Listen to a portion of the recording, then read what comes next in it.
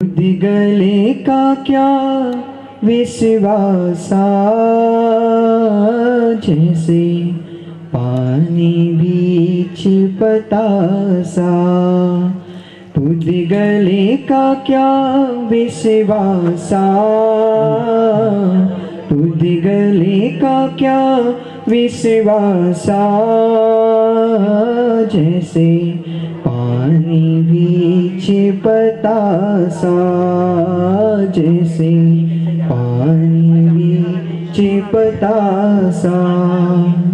एक दिन ऐसा होगा जग में, जंगल होगा बासा।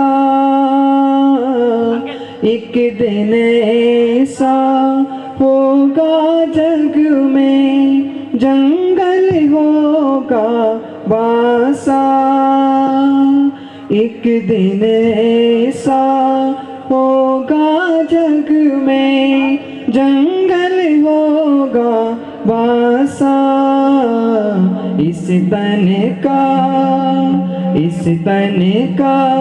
ये रह जाना, इस तन का ये रह जाना, जैसे पानी बीच पतासा, जैसे पानी बीच पतासा।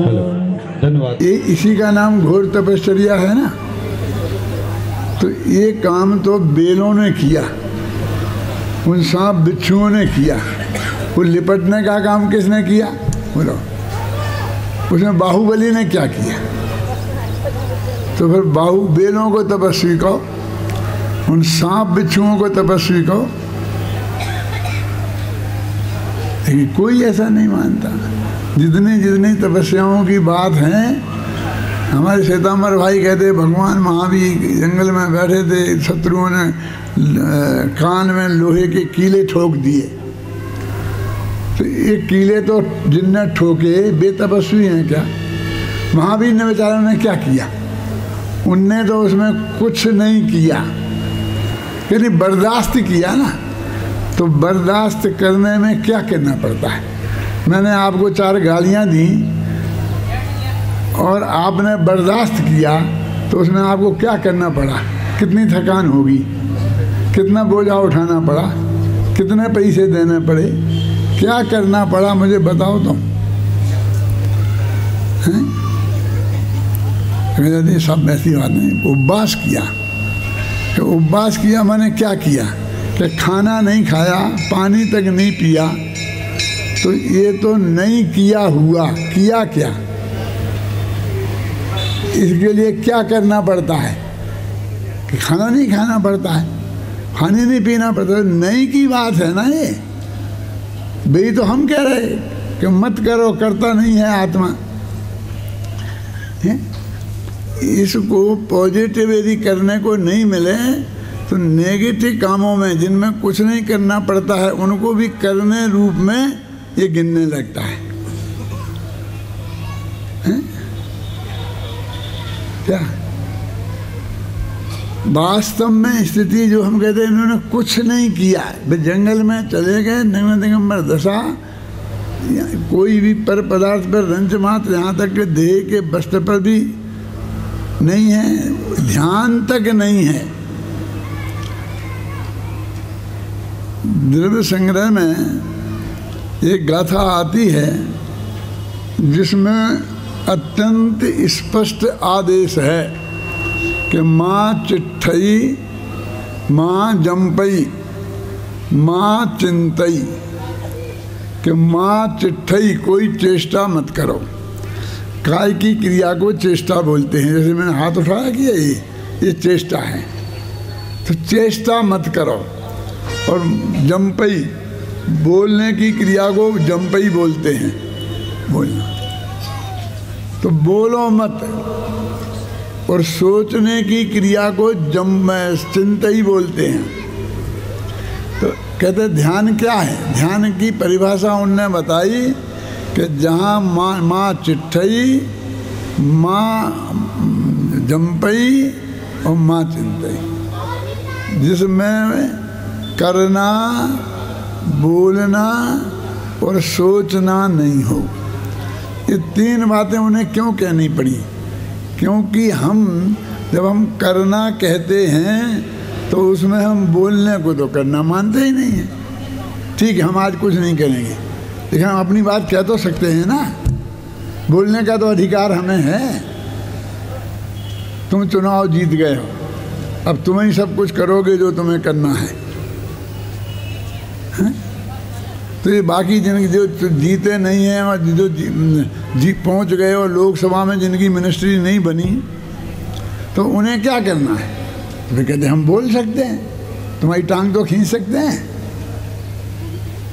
वो ऐसा मानते हैं ना भाई, अब हम क्या करेंगे कि साहब हम इनकी गलतियां निकालेंगे, ये बताएंगे, इन्हें गलत काम नहीं करने देंगे, अच्छा काम करने के लिए प्रेरित करेंगे। तो एक का करना काम और दूसरे का काम बोलना कि हम हार गए, हम क्या करें? कि तुम सोचो तुम सोचो कि 5 साल बाद हम कैसे आएंगे। आचार्य कहते हैं कि नहीं, ना माँ चिट्ठई, माँ जमपई और माँ चिंतई। जबन कहते हैं ना, बाहुबली ध्यान में खड़े रहे 1 बरस तक। तो ध्यान का तो की परिभाषा तो ये है कि उनने उन दोनों में कुछ नहीं किया, कुछ नहीं बोला और कुछ नहीं सोचा। ये तीसरा हमारी समझ में नहीं आता, क्योंकि 2 तो हमें क्लियर दिखाई देती हैं कि कुछ किया नहीं, खड़े ही रहे, हाथ पैर भी नहीं हिलाए, बेलें चढ़ गई तो उन्हें हटाने की कोशिश भी नहीं करी, मक्खी बैठ गई तो उसे भगाने की कोशिश भी नहीं करी। क्यों? कोई मुनिराज की बात छोड़ दो, हम तुम भी सामायिक करने बैठे प्रेमचंद जी, और मक्खी मच्छर तो आते ही हैं, तो बैठेंगे हाँ वहाँ, तो फिर अपन ऐसा करते रहें। क्यों? तो सामने वाले मानेंगे कि आप ध्यान में बैठे थे, ऐसा। अब मच्छर तो भगा दें, इसमें क्या है? क्या कर रहे हैं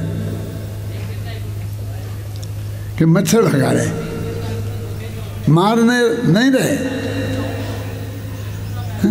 तो अपने तो ध्यान की अवस्था में ऐसा भी कुछ करने की बात नहीं है।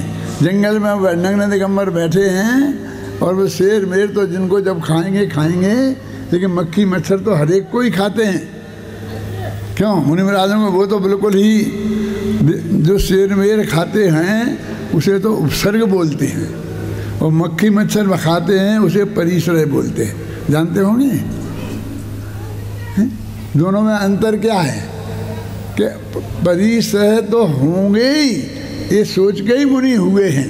जंगल में नग्न दिगंबर बैठेंगे तो मक्खी मच्छर तो काटेंगे ही, वो कोई नई बात नहीं हो रही है, जिसके लिए उपसर्ग को दूर करने के लिए भक्तों की ड्यूटी है कि हम उनका उपसर्ग, शेर उन्हें कोई खाने आए तो हम बचाएं, उपसर्ग से तो बचाएं, लेकिन हम बैठ के उनका पंखा झलने लग जाए, मक्खी मच्छरों को भगाएं, ये तो ठीक नहीं है ना। क्योंकि वो तो उनकी सहज ही वृत्ति है। बस वही बाहुबली ने किया, कोई शेर तो आगे खाया नहीं, वो मक्खी मच्छर बैठे। अब वो तो सभी की बात है कि साल भर तक खड़े रहे, जो भी हुआ होगा, लेकिन बाकी जो 6 घड़ी को बैठेंगे रोजाना है ना, सुबह 6 घड़ी, शाम को 6 घड़ी और दोपहर 6 घड़ी, तो उसमें भी तो ऐसा करके आप ऐसा भगाने की सुविधा तो दोगे कि नहीं दोगे? कि नहीं साहब, तो फिर ध्यान नहीं है, हम उसे ध्यान मानने को तैयार। तो कोई कुछ भी करे, लेकिन हमारा ध्यान उधर हो ही नहीं। माने अब क्या हो गया? इसका अर्थ करें कुछ नहीं, बोलें कुछ नहीं, सोचें कुछ नहीं, कि जानने में तो आएगा। मक्खी मच्छर जानने में तो आएंगे, क्यों? तो जाने के नहीं जाने। अब हम असमंजस में पड़ गए। नहीं साहब, हम तो अपने आत्मा को ही जाने, वो हमारे ज्ञान के भी गेय नहीं बने और विज्ञान के भी गेय नहीं बनना चाहिए, पर पदार्थ ज्ञान का गेय बनेंगे तो कर्म का बंद होगा ना, संसार बढ़ेगा ना। ऐसा नहीं है। करना आत्मा का स्वभाव नहीं है, बोलना आत्मा का स्वभाव नहीं है, सोचना भी आत्मा का स्वभाव नहीं है। करना देह की क्रिया है, बोलना वाणी की क्रिया है और सोचना मन की क्रिया है। नहीं सोचने का नाम धर्म होता तो सारे असनियों को हो जाता। क्या असनी तो सोचते ही नहीं है, मन ही नहीं है। लेकिन जानना देह की, वाणी की और किसी मन की क्रिया नहीं है, प्योर आत्मा का धर्म है। स्वपर प्रकाशक नाम की एक शक्ति है। निज को और पर को जानना ये प्रत्येक जीव का स्वभाव है। उसे नहीं रोक सकते कि मुझे नहीं जानना, मुझे पर को नहीं जानना, क्या फायदा मुझे पर को जानने से। यदि आप ऐसा सोचते हैं विजय बाबू, तो आपने आत्मा के सुपर प्रकाशक स्वभाव को स्वीकार नहीं किया। और एक मैं सलाह देता हूं कि यदि आपको पर को नहीं जानना है तो केवल ज्ञानी मत हो जाना, नहीं तो बहुत संकट में पड़ जाओगे। केवल ज्ञानी होंगे तो अनंत सुखी होंगे कि संकट में पड़ेंगे, क्योंकि तुम्हें जानना इष्ट नहीं है और विपर पदार्थ जाने में आए बिना रहेंगे नहीं, तो संकट हो जाएगा ना। देखो भाई, हमें वो समझ में नहीं आता कि आपने जब ये तय करने का नक्की किया कि ऐसे पंडित में शास्त्री कराना है कि वकील बनाना, तो उसकी सारी जिंदगी वो कैसी गुजरेगी, वो वकील में बनेगा और पंडित बनेगा तो कैसी गुजरेगी। बोलो तुम्हें कौन सी जिंदगी पसंद है?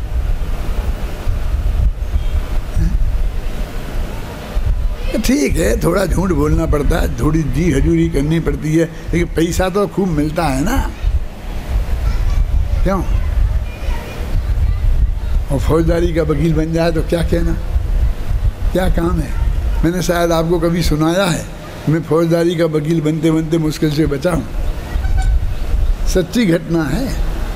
जब मैंने बीए किया तो जब पंडित बन चुका था, 4 बच्चे पैदा हो गए थे, वो तब मैंने बीए किया है। बाद में एमए किया, पीएचडी किया, डीलिट किया, जो किया वो तो ठीक है। तो वो मेरे मन में लोग मेरे दिमाग खराब किया कि तुम बहुत अच्छी तर्क वितर्क करते हो, यदि तुम वकील बन जाओ तो टॉप के वकील बनोगे, और सारे वकील ही राजनीति में जाते हैं, तो प्रधानमंत्री भी बन सकते हो। क्यों? तो अंदर में वो लोभ समाया। भाषण भी तुम्हारा बहुत अच्छा है, नेताओं को भाषण देना पड़ता है, तो मेरे मन में अंदर में वो लोभ जगा। और मैं अशोक नगर में रहता था, यहाँ पर है ना, गुना के पास अशोक नगर, मध्य प्रदेश में, यहीं कोटई लेन पर, तो इधर ही तो है। तो फिर मैं अपने घर से, चूँकि अशोक नगर में एलएलबी की क्लास नहीं थी, गुना में थी, तो गुना कॉलेज में एडमिशन कराने के लिए निकला। वो निकल के ट्रेन में जाता था, 1 घंटे का रास्ता था सिर्फ। तो ट्रेन में 2 ठाकुर मूछ वाले बैठे थे और आपस में खूब चिल्ला के झगड़ रहे थे। मैं साले को मार ना डालूं तो मेरा नाम नहीं, मैं ये नहीं कर दूं तो मैं ये नहीं कर दूं। दूसरा समझा रहा था, ऐसा मत कर, जिंदगी भर जेल में सड़ेगा, फांसी पे चढ़ेगा, छोड़ दे ऐसी बातें करना। नहीं।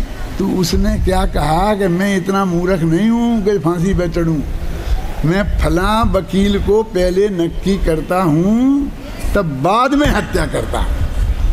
समझ में आई ना? वो वकील का नाम लिया, वो वकील मेरा दोस्त था, बहुत प्रसिद्ध फौजदारी का वकील था, कि वो वकील कर ले वो उसे बचा ही लेता था।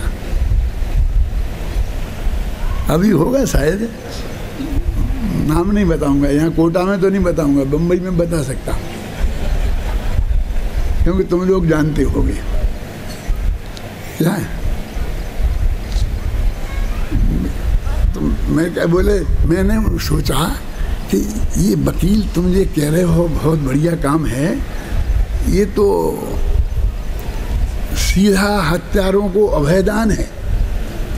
मैं अपनी सारी बुद्धि हत्यारे को बचाने में लगाऊं, वो बचा लूं, तो एक हत्यारे की बात नहीं है, बाकी हत्यारों को अभयदान है। कोई हत्या करने से डरता नहीं है, पहले मुझे वकील करेगा और फिर वो हत्या करेगा। तो ये हत्यारों को अभयदान हुआ, क्या ये काम करना है? और मेरा दिमाग पलट गया। एक मेरे मित्र और थे, तो उनका 3 मंजिल का मकान था, वकील थे और बिल्कुल बीच बाजार में बढ़िया मकान था, लेकिन वे अपना ऑफिस गांव के बाहर, और ये टीन का छप्पर जिसमें इतनी भयंकर गर्मी, और उसमें बैठ करके अपने ग्राहकों से बात करते थे। वे भी मेरे मित्र थे, प्रवचन में आते थे।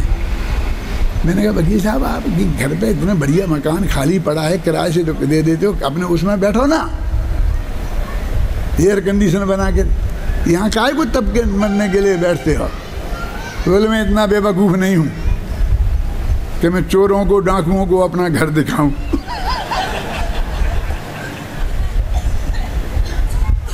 उनके ही शब्द है।